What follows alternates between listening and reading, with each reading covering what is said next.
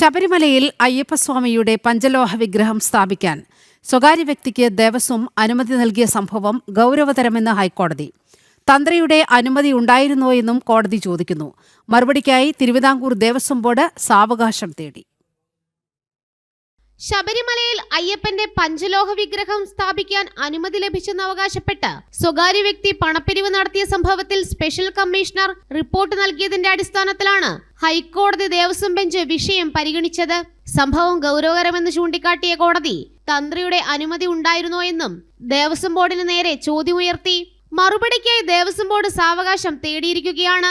വിഗ്രഹം സ്ഥാപിക്കാനായി ലഘുലേഖ വിതരണം ചെയ്ത് ഈറോഡ് സ്വദേശി പണപ്പിരിവ് നടത്തിയതിൽ പോലീസ് അന്വേഷണം ആരംഭിച്ചതായി സർക്കാരും വ്യക്തമാക്കി.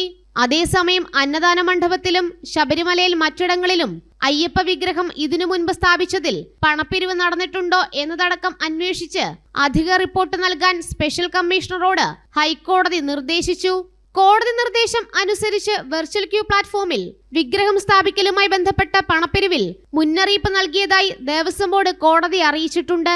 തുടർന്ന് ശബരിമല സ്പെഷ്യൽ കമ്മീഷണറുടെ റിപ്പോർട്ടിന്മേൽ സ്വമേധയാ എടുത്ത ഹർജി ഹൈക്കോടതി വീണ്ടും പരിഗണിക്കാനായി മാറ്റി. ശബരിമലയിൽ പഞ്ചലോഹ വിഗ്രഹം സ്ഥാപിക്കാൻ ദേവസ്വം ബോർഡ് അനുമതി നൽകിയെന്ന് അവകാശപ്പെട്ടാണ് ഈറോഡ് സ്വദേശി ഡോക്ടർ EK സഹദേവൻ പണപ്പിരിവ് തുടങ്ങിയത്. തമിഴ്നാട്ടിൽ വിതരണം ചെയ്ത ലഘുലേഖയിൽ ബാങ്ക് അക്കൗണ്ട് നമ്പറും QR കോഡും മൊബൈൽ നമ്പറും പ്രിന്റ് ചെയ്തിരുന്നു. ക്ഷേത്രാങ്കണത്തിൽ പഞ്ചലോഹ വിഗ്രഹം സ്ഥാപിക്കാൻ അനുമതി നൽകിയതായി Devaswom board secretary Sabarimala executive ഓഫീസർക്ക് കത്തും നൽകിയിരുന്നു. എന്നാൽ ക്ഷേത്രാങ്കണത്തിൽ വിഗ്രഹം സ്ഥാപിക്കാനോ പണം പിരിക്കാനോ അനുമതി നൽകിയിട്ടില്ലെന്നാണ് ദേവസ്വം ബോർഡ് വാക്കാൽ ഹൈക്കോടതി അറിയിച്ചത്.